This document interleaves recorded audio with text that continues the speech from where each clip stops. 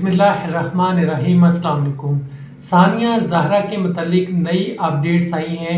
उज़्मा बखारी ने press conference की जिसके अंदर बताया कि सानिया ज़हरा ने खुदकुशी नहीं की बल्कि ये एक कत्ल का केस है।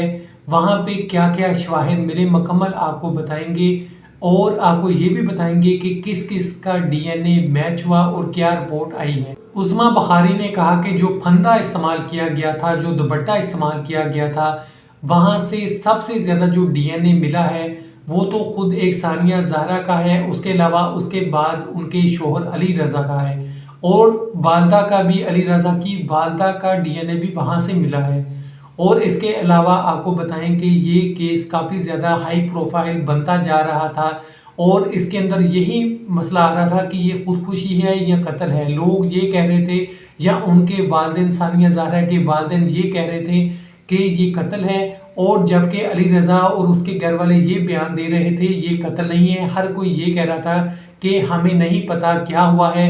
सारा एक प्लान बनाया गया और बताया गया कि हमें तो कुछ भी नहीं पता। बल्कि हमने जब दरवाज़ा तोड़ा, अंदर गए तो सानिया ज़हरा की लाश लटकी हुई थी, ऐसा कहना था अली रज़ा का। सानिया ज़हरा जिस घर के अंदर कत्ल हुई वहाँ के जो मुलाजमीन हैं फ़िलहाल उनका कोई भी डीएनए मैच नहीं हुआ, इसलिए उनके बारे में कुछ नहीं कहा जा सकता। उनको शामिल तफ्तीश नहीं किया गया और उनको क्लियर करार दिया गया है क्योंकि उनका डीएनए किसी का भी कोई नहीं मिला।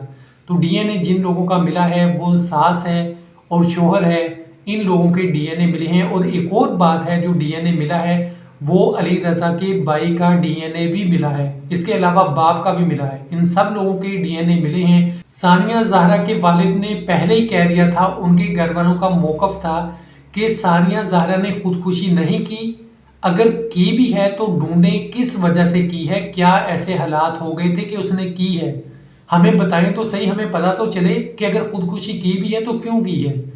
तो उनका क्लियर मौक़िफ़ था। और ये भी था कि जिस औरत ने गुस्ल दिया था उसने भी बताया कि उंगलियों के पास खून के निशान थे, इसके अलावा गले के ऊपर भी निशान थे, आंख के पास तशद्दुद के निशान थे और जबड़े टूटे हुए थे। ये सब उनके घर वाले चीख चीख के कह रहे थे कि ये सारी चीज़ें हैं।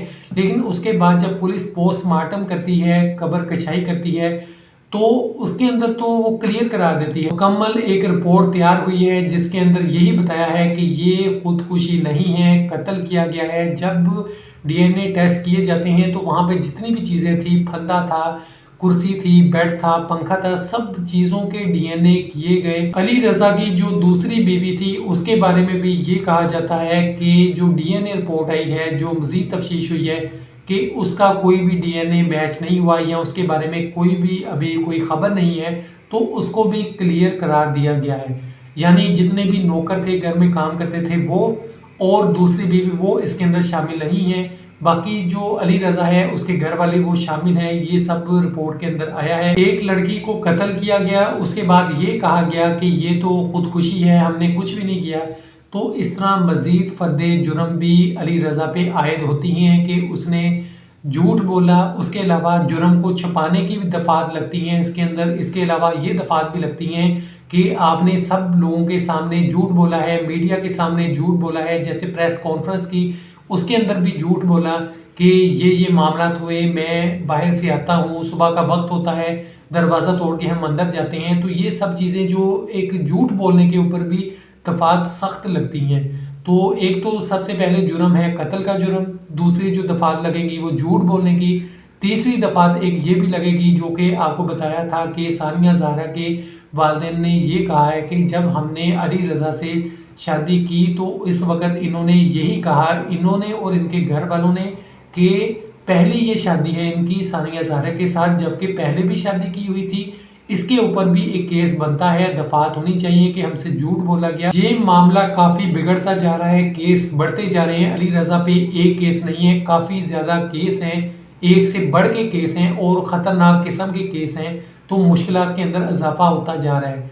जैसे अब डीएनए रिपोर्ट आई है तो लोग बहुत ज़्यादा हैरान हुए हैं और सोशल मीडिया पर भी काफ़ी लोग हैं जो अपनी अपनी राय दे रहे हैं। कई लोग ऐसे हैं जो कह रहे हैं कि ख़वातीन के साथ हमेशा ही तशद्दुद होता है और जब उनको शादी करके अगले घर भेजा जाता है तो बहुत से वालिदैन ऐसे हैं جو صبر کرتے ہیں اور صبر اس حد تک کرتے ہیں کسی طرح اپنی بیٹی کا گھر بچ جائے، لیکن آخر میں ان کو یہ مشکلات دیکھنی پڑتی ہیں۔ اب آپ کو یہاں پہ یہ بھی بتا دیں کہ ثانیہ زہرا کے اوپر قتل کا الزام یہ لگایا جاتا تھا کہ اس کے گھر والوں نے ہی کروایا ہے، یہ بھی باتیں سامنے آتی تھی، لیکن آپ کو یہاں پہ بتا دیں کہ پہلے دن سے ہی ثانیہ زہرا کے والد کا، والدہ کا، ثانیہ زہرا کی بہن کا ایک ہی بیان تھا، وہ یہی بیان تھا کہ اس کو قتل کیا گیا ہے۔ اس کے تشدد کے نشانات جو ہیں وہ ہم نے خود دیکھی ہیں، ہم کیسے اس کو بھول جائیں۔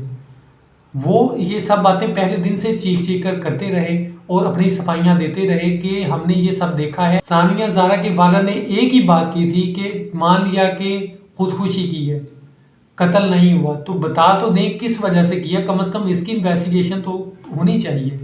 تو اللہ پاک ہم سب کی حفاظت فرمائے، ہم سب کو برے وقت سے بچائے، اللہ پاک سب کو اپنے کرم میں رکھے، آمین۔ خدا حافظ۔